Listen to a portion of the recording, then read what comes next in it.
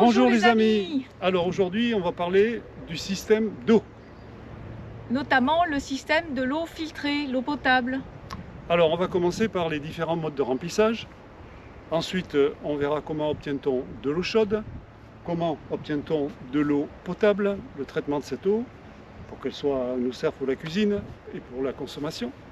Ensuite nous parlerons des eaux grises, du recyclage de nos eaux grises et puis nous finirons par les eaux noires. C'est parti! Et ça y est. Alors, les modes de remplissage. Le mode classique, que je ne vais pas développer. Alors, nous allons voir comment on alimente. Qu'on trouve une belle eau de ruisseau, une eau de source. On va se servir d'une petite pompe comme celle-ci. Il va falloir l'amorcer. Donc pour ça, voilà. Alors on peut remarquer qu'on a d'abord une crépine à l'extrémité, un préfiltre. Cette pompe a une puissance de 600 watts. Préalablement, je me suis connecté à la prise du multiplus. Donc là, j'ai 3000 watts. Ma pompe, elle fait 600 watts, il n'y a pas de souci. On a un dénivelé de pompage de 35 mètres, ce qui est quand même bien. Et sur un débit de 3000 litres heure. Donc on va la mettre en service. Oh là. Il y a un sacré débit là. Très bien. Donc là j'arrive à un dockside où je filtre ici à 0,5 microns. Là-bas c'est un filtrage complètement grossier. Et là je suis à 5,05 microns et puis ensuite je sors et je remplis mes réservoirs où j'ai une capacité de 300 litres d'eau à l'avant. Alors là, un deuxième mode d'alimentation, c'est dans la situation où on ne veut pas déplacer le véhicule, où on a un point d'eau qui n'est pas trop loin. Donc il suffit de prendre cette réserve d'eau qui est montée sur roulette, de la remplir.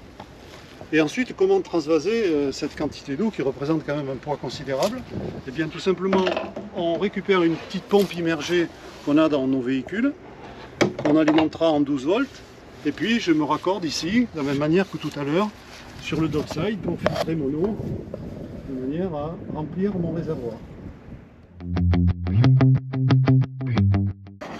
La même chose concernant l'eau de consommation et de cuisine, avec un réservoir de 100 litres, sa pompe indépendante, son vase d'expansion, et on retrouve ici un deuxième dockside, pardon.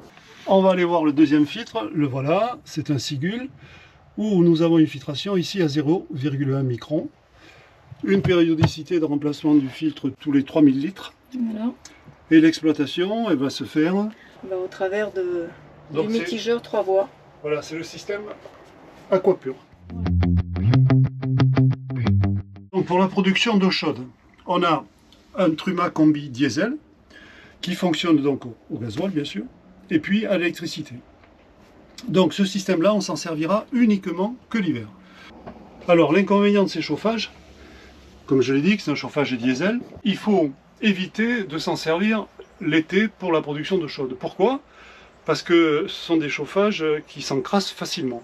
La faible utilisation et sur des courtes durées, eh bien, il va s'encrasser. Donc le tamis va se carboner, il va se retrouver hors fonctionnement. Donc, obligé de démonter le brûleur, taper sur la calamine, dans le meilleur des cas, ça va repartir. Sinon, il faudra changer le brûleur, et là, c'est un billet de 800 € plus la main d'œuvre, donc ça va aller rapidement dans les 1000 €.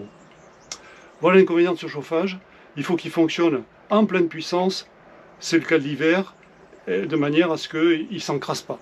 D'où l'utilisation de notre système d'eau par ballon, pour l'été. Le système d'eau chaude pour l'été, vous l'avez ici. Donc là, on a un ballon de 20 litres. Comment obtient-on de l'eau chaude? Eh bien, tout simplement, on va utiliser l'eau du liquide de refroidissement du moteur. Au niveau du moteur, on a un piquage sur les durites qui alimentent le radiateur du chauffage de la cabine. Cette eau va arriver ici, passer par un serpentin pour en ressortir. La circulation de cette eau, eh bien, on voit ici qu'on a un circulateur qu'on actionnera par le biais de cet interrupteur. L'exploitation de cette eau, eh bien, on a un thermostat pour pouvoir régler la température. Impérativement, en sortie, il faut placer ici un vase d'expansion, comme on sait que l'eau, sous l'effet de la température, se dilate. Maintenant, dans la situation où on ne roule pas, eh bien, on va utiliser la résistance électrique. Donc on va activer, sous la cuisine, on a un interrupteur. On va alimenter cette résistance, 1200 watts, qui va nous réchauffer de l'eau, ce qui ne posera pas un problème, puisque c'est l'été et nous avons 800 watts de panneaux solaires sur le toit. Avant de rentrer dans la cellule, nous avons 2 vannes pour isoler le système quand on ne l'utilise pas. Alors maintenant, on va parler du recyclage ou de l'utilisation de nos eaux grises. Donc on va s'en servir pour notre WC. C'est un WC nautique, un WC broyeur, dont ce qui en ressort, c'est liquéfié. Donc ici, on a une pompe tout simplement qui va récupérer ces eaux grises. On va voir préalablement comment je les filtre. Et ici, nous avons notre niveau de réservoir de 130 litres, qui en l'occurrence est plein. On part d'un raccordement au réservoir des eaux grises, là. Ensuite, si on suit le tuyau, on trouve un clapet anti-retour de manière à éviter que ça se désamorce. Et là, on a notre système de filtrage qu'il faut nettoyer régulièrement. Pour ça, on dévisse ici et on part au nettoyage. Voilà, là il est à nettoyer. On va y mettre un petit coup de brossage et puis il sera tout propre.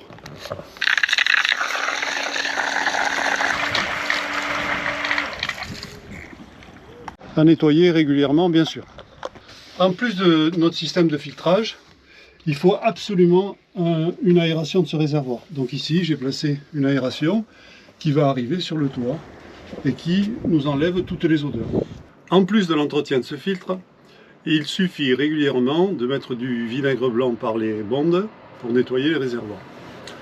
Suivra une vidéo sur l'entretien préventif du véhicule où je parlerai entre autres du nettoyage du ballon d'eau chaude. Bon, alors là, nous allons voir notre système de vidange. Ici, nous avons la vanne d'eau noire, la vanne d'eau grise. Donc, si on est sur une bouche de proximité, eh bien, on utilisera cette petite rallonge. Si on est plus éloigné, on utilisera une rallonge plus conséquente. On peut voir le rinçage. Nous rincerons nos réservoirs par ici pour l'eau noire et ici pour l'eau grise. Alors on peut même prendre la douche à l'extérieur.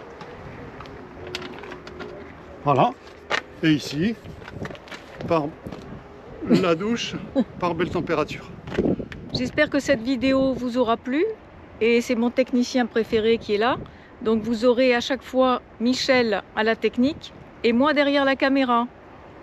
Au revoir les amis. Au revoir les amis.